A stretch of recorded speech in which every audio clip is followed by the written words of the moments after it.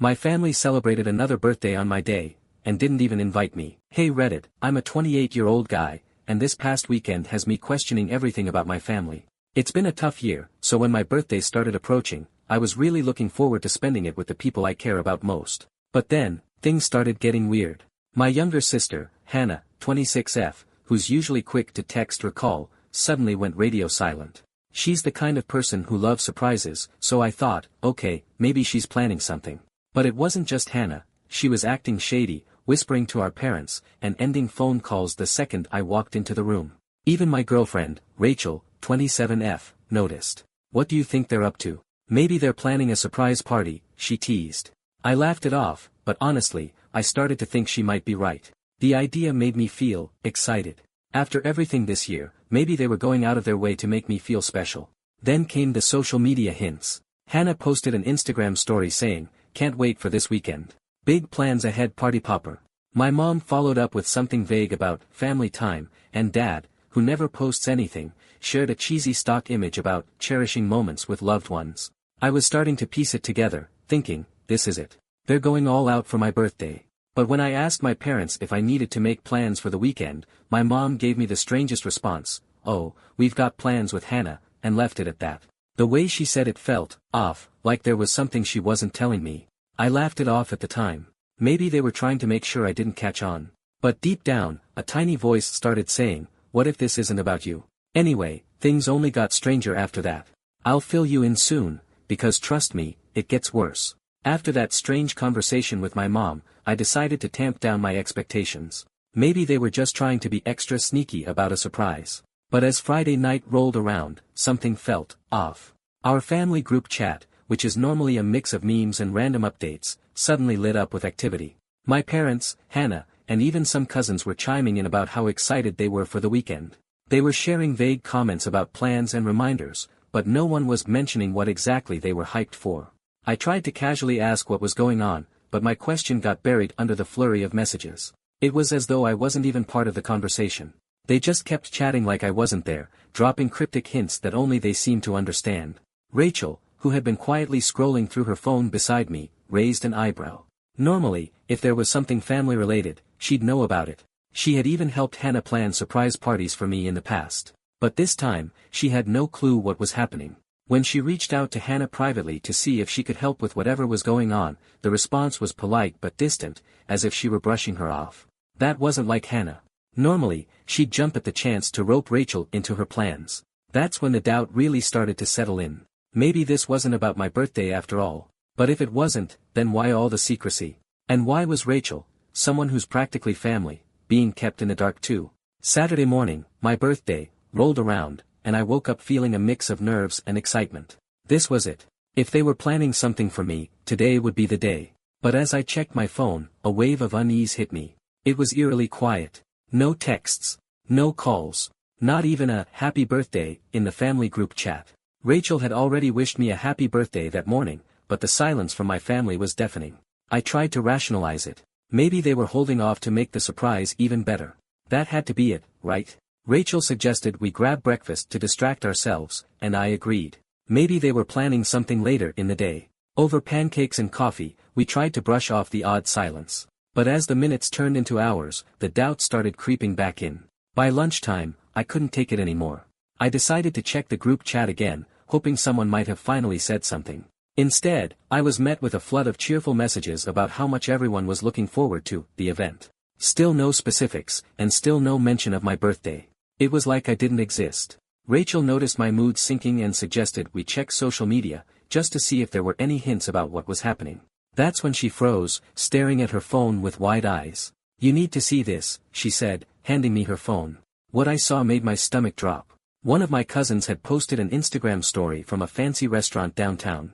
The video panned across a large table packed with familiar faces, my parents, Hannah, extended family, even some of my closest friends. Everyone was laughing, eating, and clearly having a great time. The caption: "So glad to be here celebrating with everyone." But I wasn't there. I stared at the screen, unable to process what I was seeing. This was obviously some kind of party, possibly the event everyone had been hinting at all week. But if that was the case, why wasn't I invited? And why was no one even acknowledging my birthday? Rachel looked at me, her expression a mix of shock and anger.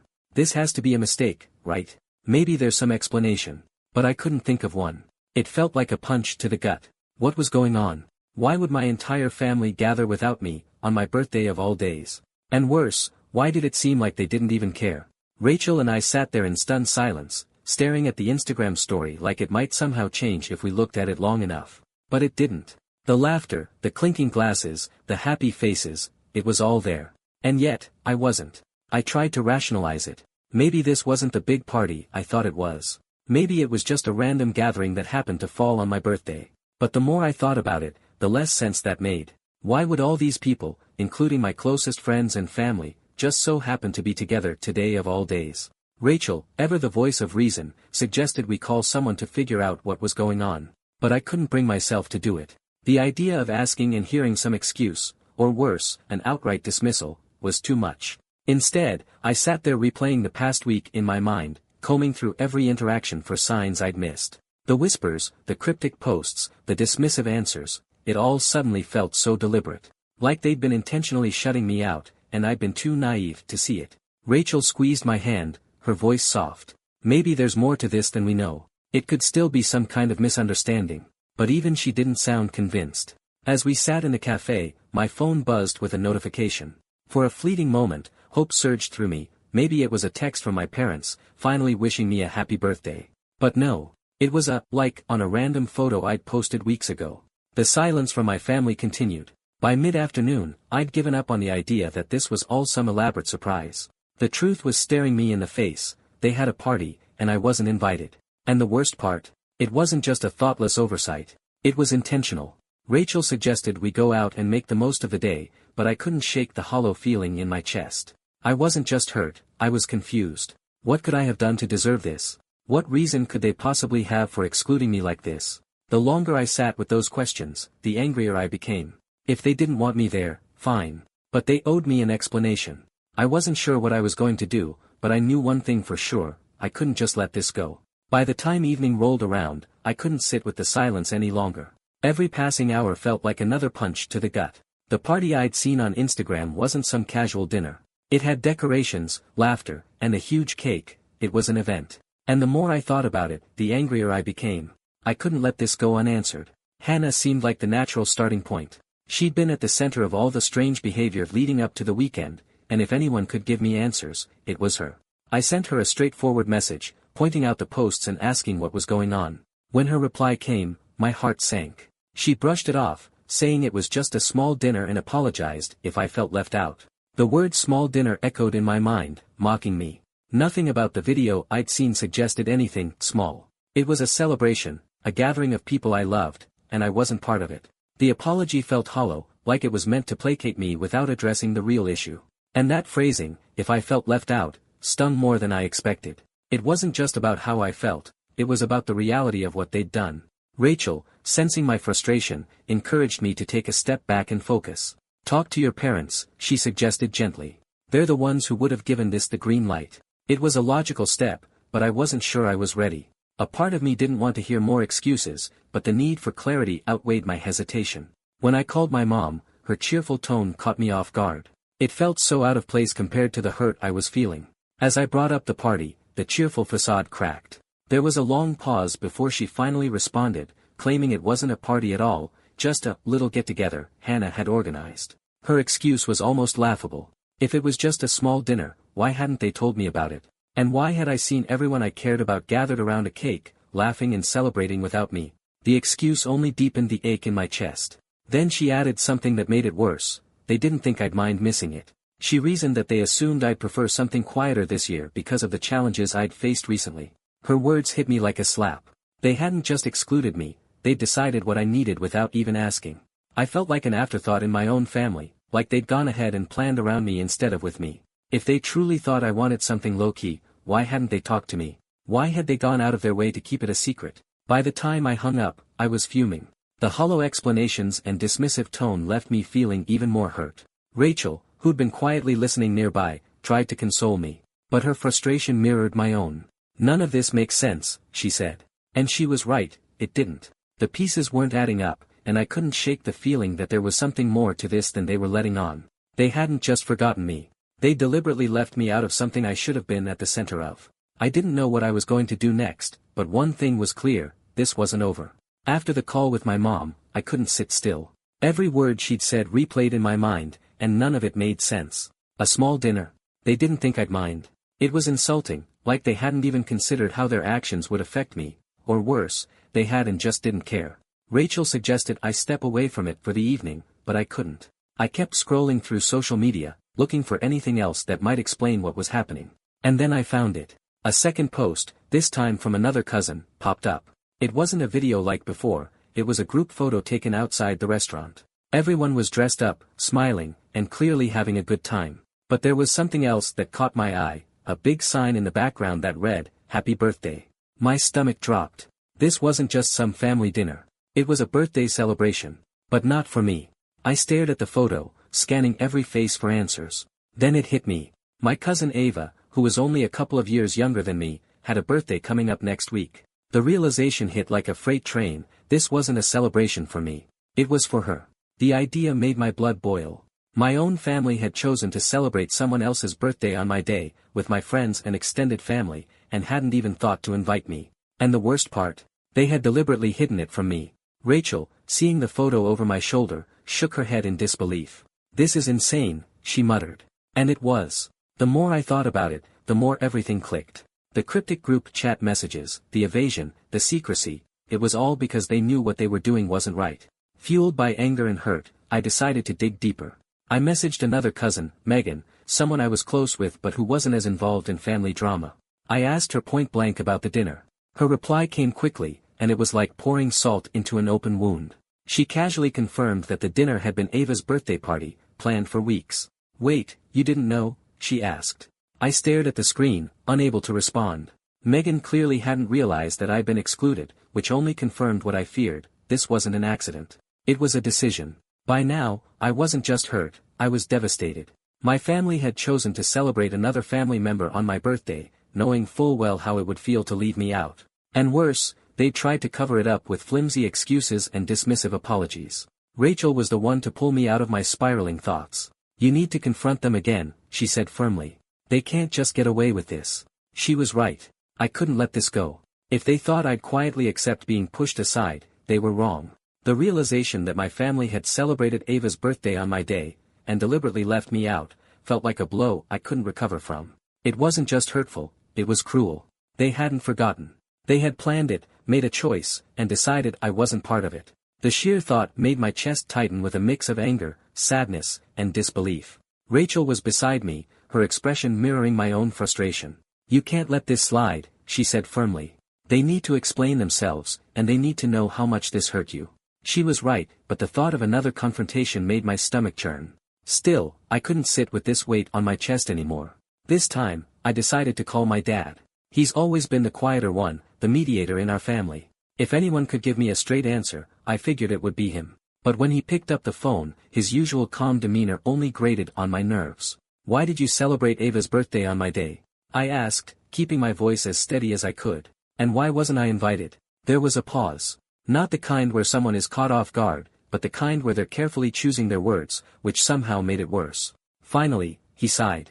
"It wasn't supposed to feel like this. Ava's parents wanted to throw her a big party, and, well, it made sense to combine things." His words made my blood boil. Combine things. The video I'd seen hadn't shown any sign of combining. There was no acknowledgement of my birthday at all, no mention, no toast, no shared moment. It was all about Ava. I tried to keep my voice calm, but the hurt was too fresh. I pointed out how the secrecy made it worse. The cryptic group chat, the social media posts, and the evasive answers, it was clear they hadn't wanted me to know. If it was supposed to be for both of us, why hide it from me? He hesitated again, fumbling through an explanation. "It wasn't meant to be like this. Ava's party was already being planned, and we figured, you'd prefer something quieter this year. You've had a tough time lately, and we thought you wouldn't want the fuss." The absurdity of his words hit me hard. They'd made that decision for me without asking, and instead of acknowledging my birthday, they'd let it be swallowed up by Ava's. Worse, they'd done it under the assumption that I wouldn't care. "That doesn't make any sense," I said, my voice trembling. "If you thought I wanted something quiet, why didn't you tell me? Why not ask me what I wanted?" Another sigh. "You've always been so independent. We didn't think this would bother you so much.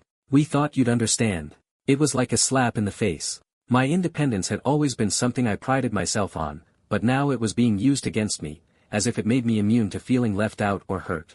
As if it gave them permission to disregard me entirely. After the call, I felt hollow. The answers I'd gotten didn't explain anything, they just shifted the blame onto me. It wasn't their fault for excluding me, it was my fault for being too independent. Rachel pulled me into a hug as I sat down, visibly shaken.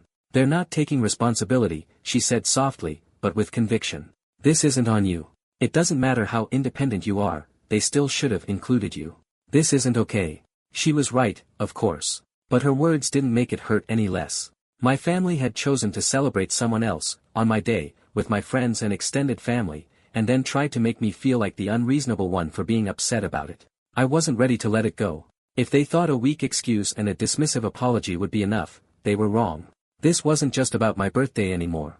It was about a pattern, one I'd ignored for far too long. The more I thought about my dad's dismissive explanation, the more the pattern started to reveal itself.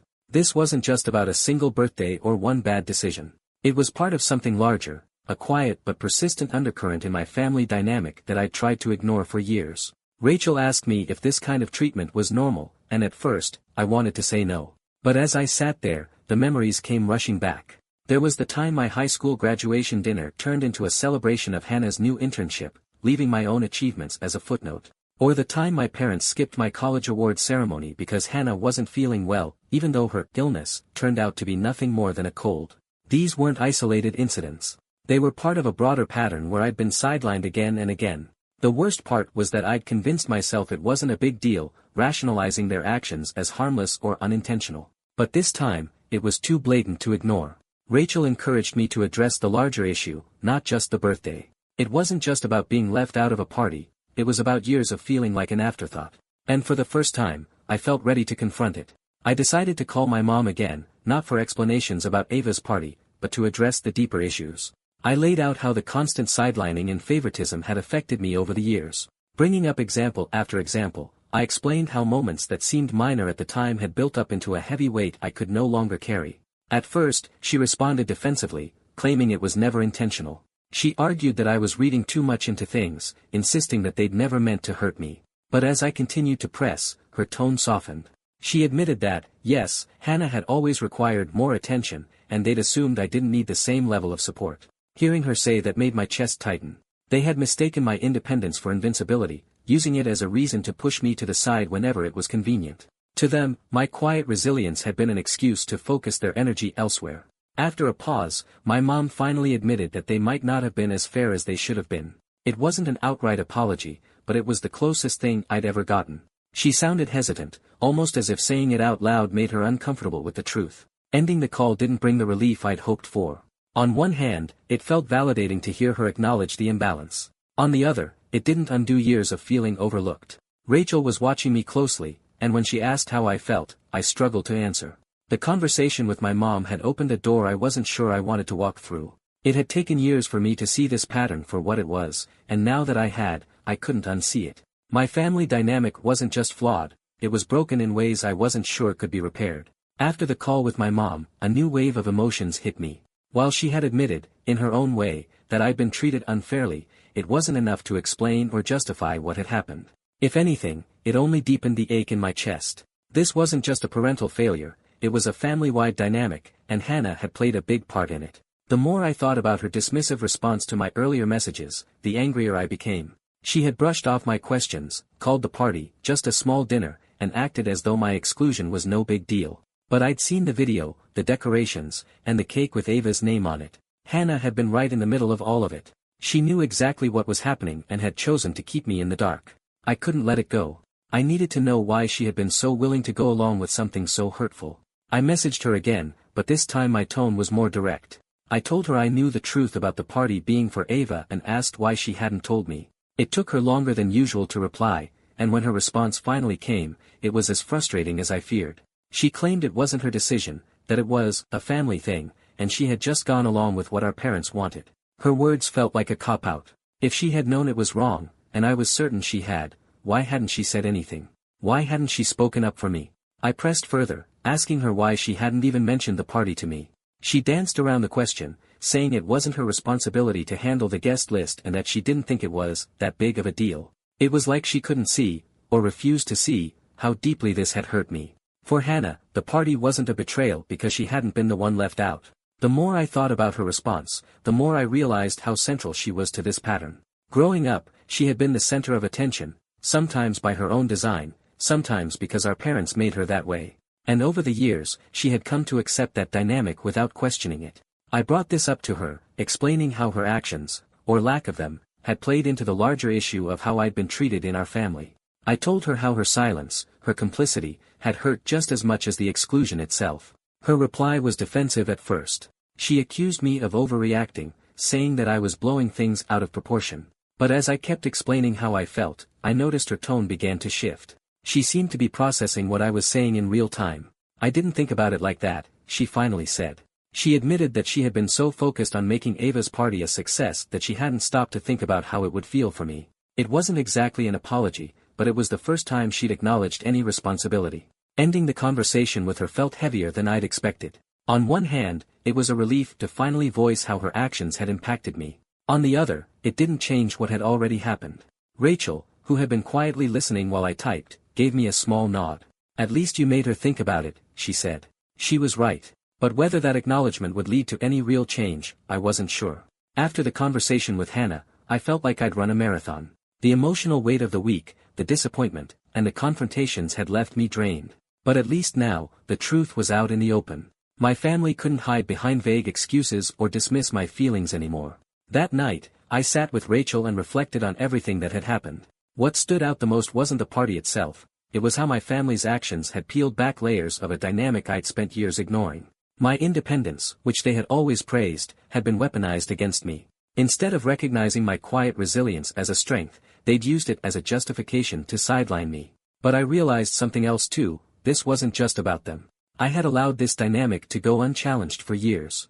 I had convinced myself that staying quiet and avoiding conflict was easier, even when their behavior hurt me. And in doing so, I had played a part in enabling it. Rachel encouraged me to focus on what I could control moving forward. You can't change the past, she said, but you can decide how you want to handle things from here. Her words stayed with me as I started thinking about what I wanted. It wasn't about cutting ties or holding grudges. I wasn't ready to throw away my relationship with my family. But I needed boundaries.